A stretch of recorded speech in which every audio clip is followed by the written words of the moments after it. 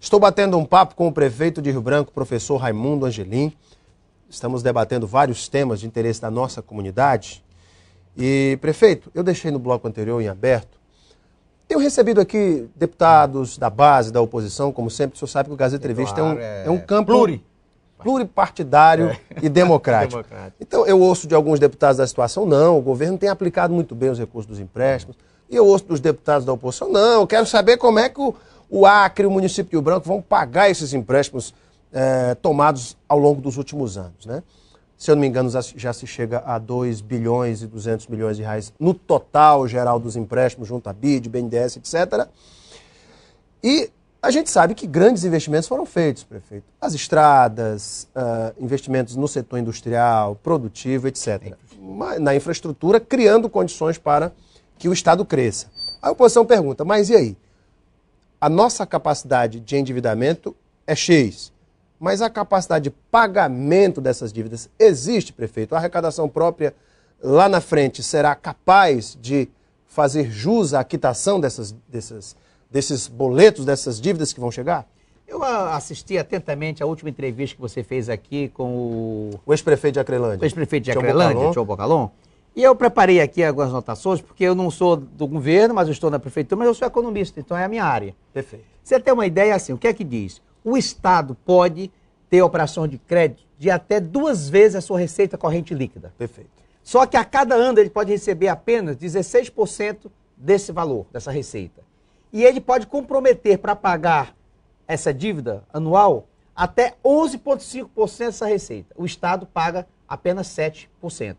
A receita corrente líquida do Estado hoje, no dia último relatório que saiu, é 2 bilhões 648 milhões 933.275,57.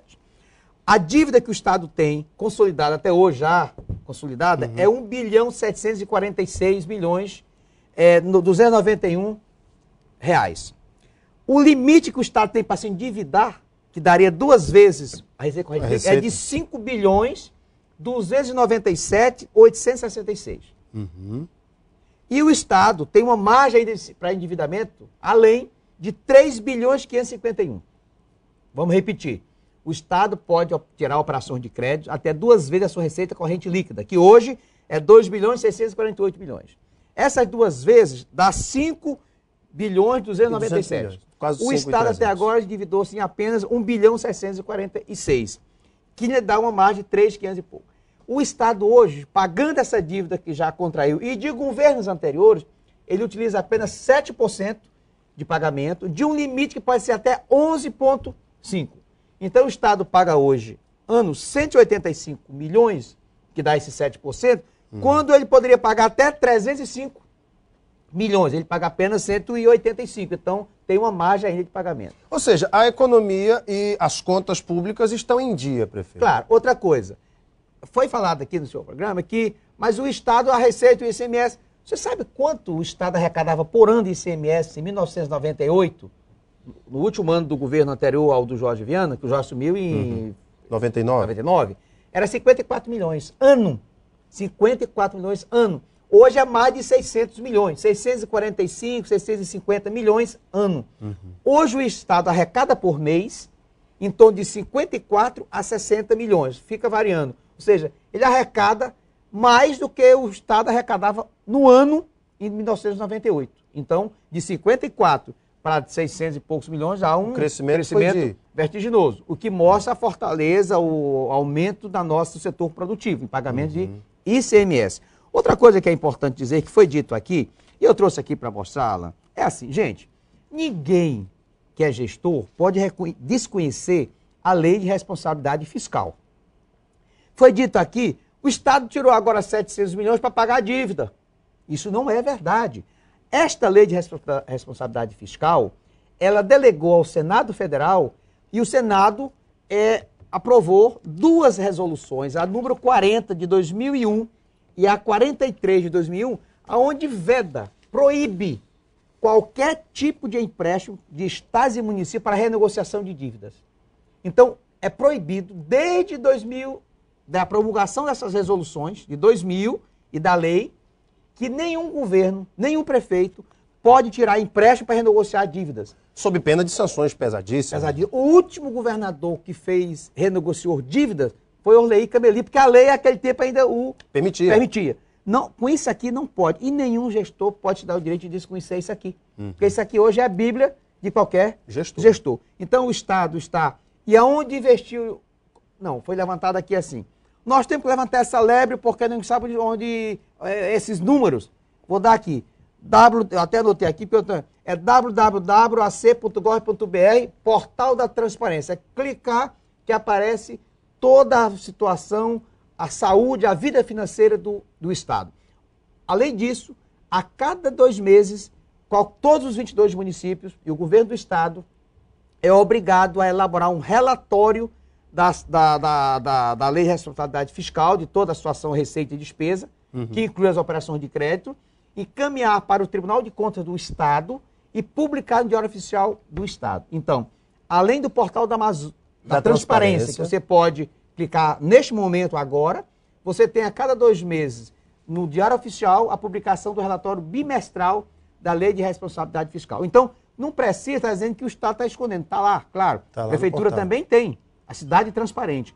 Além disso, é bom que se diga aqui que quando, em 1998, o Estado dependia das transferências constitucionais em 90%, hoje está apenas 60%, que depende do... Ou seja, 40% o Estado é com recursos, receita própria. Né? Essa dependência do Estado dos repasses constitucionais diminuiu... 30%.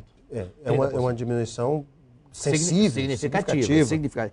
Mas aonde está sendo investido esse dinheiro? Você me perguntou agora. Eu coloquei isso. Nós temos não só um complexo industrial que foi investido também na região do Cruzeiro do Sul, do Juruá, como foi feito na estação de tratamento de esgoto São Francisco, do Judia do Redenção, que está em obras, na infraestrutura dos 22 municípios do Acre, de pavimentação, BR-364, de saneamento, de construção de estações de captação. Quando o Jorge entrou, ele conseguiu recursos para construir o Parque da Maternidade. Sim. Né, que também entrou, o Parque da Maternidade. Depois entrou a Estação de Tratamento de Água 2, que é a que a gente usa hoje, que foram empréstimos contraídos. A ETA 2 da Sobral. Você acha que algum órgão financeiro vai emprestar dinheiro para um Estado que não tenha definido o objeto do financiamento e que não fiscalize? Então, agora, Alain, você com arroubos, você colocar em xeque toda uma gestão com inverdades, você tem que... Vá lá no site do Estado, vá no Tribunal de Contas do Estado, que tem os relatórios bimestrais, vá lá na Fazenda. Então, essa é a verdadeira... E desconhecer isso aqui, de que o Estado tirou 700 milhões para pagar dívidas anteriores, isso não condiz com o gestor realidade. Público. Não há com o gestor público. Perfeito. Então, diante dos números que o senhor acaba de me apresentar, o senhor crê, então, que é apenas uma... Obviamente que a oposição tem que apresentar seus argumentos, é o jogo político. Sem dúvida, mas não teria base essas críticas com relação ao endividamento do Estado, prefeito? Não, o Estado tem uma margem ainda de mais de 3 bilhões de endividamento. O Estado, que eu vou repetir, o Estado poderia pagar 11,5% do pagamento de dívida, ele está pagando apenas 7%. O Estado pode se endividar até 2 vezes a receita corrente líquida e ele ainda tem...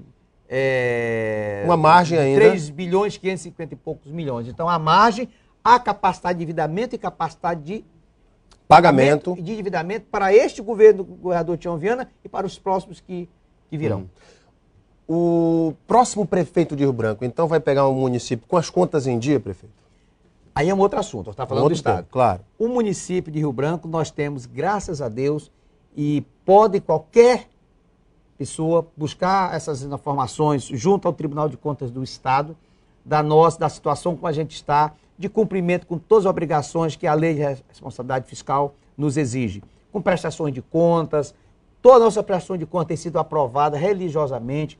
O Fundo Municipal de Saúde, Fundo Municipal de Educação, Fundo Municipal de Cultura, Fundo Municipal de Meio Ambiente, contas do SAEB, da RBTran, graças a Deus. Alain, eu reconheço que eu poderia ter feito mais, que eu poderia ter sido um prefeito de captar muito mais recursos, mas aquilo que a gente conseguiu fazer foi feito com muito zelo. E graças a Deus, até hoje, você nunca viu nem rodapé de jornal dizendo corrupção na prefeitura, prefeito Angelim é um perseguidor, prefeito Angelim é preguiçoso. Graças a Deus. Eu estou diariamente trabalhando e reunido com a minha equipe. O que é público tem que ter mais zelo do que o que é nosso, porque o que é público é de todos. Isso é verdade. Denúncia de corrupção do prefeito Angelim, em nenhum momento, nunca foi nada dito a esse respeito. Agora, prefeito, depois dessa aula de economia que o senhor deu aqui, que o senhor é economista, isso aí é até importante. Que é isso, prefeito? Quem me dera, quem me dera.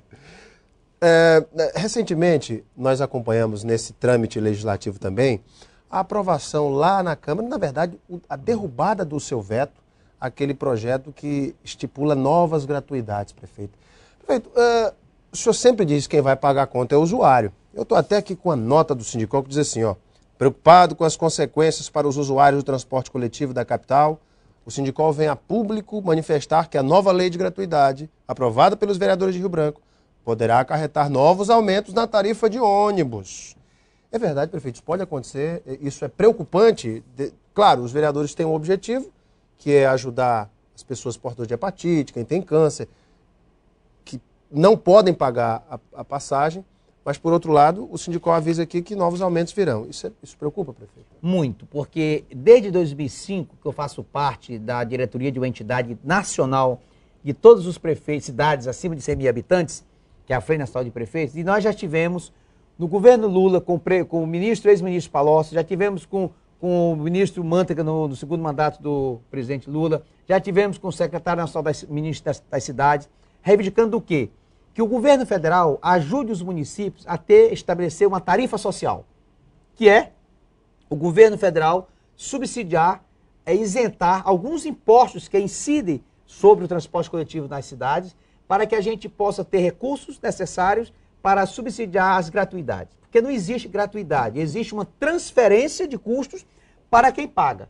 Então, na hora que um presidente de bairro, na hora que uma criança, que um idoso, ou que um portador de hepatite, ou que um portador de câncer está andando no ônibus de graça, isso é entre aspas, porque aquele que está indo, que paga, ele está pagando essa tarifa dele e daquele da gratuidade. Não tem almoço de graça. Porque a empresa não vai sair no prejuízo. O que é que poderia para resolver isso? Não, o município tem dinheiro suficiente para pagar essas passagens para as empresas. Nós não temos. Nós temos dificuldades tremendas de cuidar do município na educação, na saúde, na infraestrutura. Tudo bem, a gente reduz o número de alunos nas escolas, que é um absurdo, reduz a qualidade da educação, não pode, não tapa buraco, não faz rua, não trabalha na água para pagar essa gratuidade. Então, o cobertor é curto, você cobra a cabeça e descobre a ponta dos pés. Então, o que é que está ocorrendo?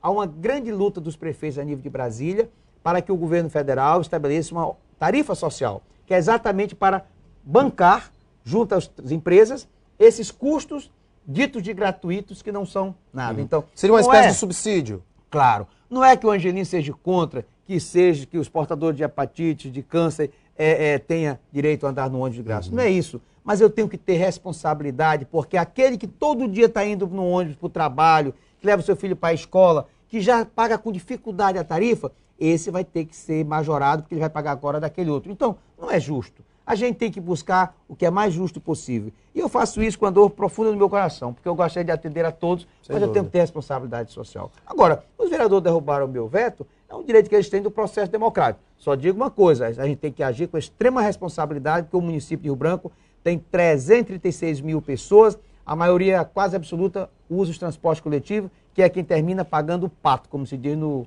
linguajar popular. Prefeito, o que é que o senhor pensa também do debate sobre o aumento do número de vereadores? Claro que a nova legislação permite, pelo número de habitantes de Rio Branco, que esse número chegue até 23 vereadores. Mas o que o senhor pensa disso? Rio Branco tem capacidade? Teria também orçamento para bancar esse aumento de número de vereadores? A legislação que foi aprovada e promulgada pela Presidência da República é que pode aumentar o número de vereadores, mas o orçamento permanece o mesmo. Ou seja... Então, quem pode dar essa resposta é a própria mesa diretora. Eu acho que eles vão ter que cortar na carne para bancar aumento de vereadores, porque o município é vedado por lei passar além do que a alíquota que já está na lei orçamentária anual, que é aprovada por eles. Ou seja, se os vereadores aumentarem o número, vão ter menos recursos. Gente, o prefeito Raimundo Angelim foi meu convidado de hoje para um bom bate-papo aqui no Gazeta Entrevista. Como bom economista que é, trouxe aqui informações importantes sobre esse tema tão polêmico, que é o endividamento do Estado e a nossa capacidade, quando eu falo nossa, porque somos todos nós que pagamos, porque somos cidadãos de Rio Branco e do Estado do Acre, de pagar os empréstimos que estão sendo investidos na infraestrutura e em todo o Estado. Prefeito, obrigado pela aula de economia, viu? Eu, inclusive, gostaria de anotar esses dados e tê-los aqui para mim, porque eu vou ficar bem fundamentado aqui, porque eu gosto também de dar um pouquinho de economia. Prefeito, obrigado pela sua vinda, viu? Muito obrigado e volto, sempre que você convidar, me der essa oportunidade, eu volto aqui para falar também sobre a nossa reunião da AMAC, que os temas principais foi o que é que acontecia? Quando o país estava numa situação difícil, os estados e cidades ricas abriram mão do alíquota do FPM e FPE. Agora, como o Brasil está no robusto do ponto de vista da sua economia, cresceu o bolo. Então, os estados ricos, as capitais ricas, estão querendo agora, opa, vamos rever essa lei, que agora a gente quer também a nossa parte. E isso vai afetar diretamente os municípios do Brasil todo, que hoje, principalmente a região norte e nordeste, os mais pobres, que precisam de dinheiro. Poderemos ter prejuízo com essa voracidade dos estados mais ricos. Por outro lado, discutimos também da necessidade de que se aprove imediatamente o pré-sal. Os royalties? Os royalties, para a gente poder ter uma partilha também com nossos estados e municípios menores. Agora a briga é feia lá no Congresso, feia, né? Mas nós temos que ter direito a isso. Também a questão do meio ambiente, porque hoje os 22 municípios têm que estar aderindo a combate às queimadas urbanas e florestais, e também a questão que é importante da educação. Hoje há uma exigência da universalização da educação infantil. Nenhuma criança fora da escola. E eu fiz alerta aos prefeitos. Nós temos que cuidar disso. Cada um tem que ter essa responsabilidade de ampliar o número de vagas. Então, foi uma reunião muito produtiva e uma belíssima ponte foi inaugurada, uma maternidade que o ministro elogiou e disse que vai ser referência no programa Rede Cegonha, que é a humanização, que é um parto mais humanizado. E é isso. Muito obrigado. Para você que nos assistiu, boa noite, que Deus possa abençoar todas as nossas famílias acreanas. Obrigado mais uma vez, prefeito, sucesso para o senhor. Daqui a pouco nós voltamos para a sequência do nosso Gazeta Entrevista. Até já.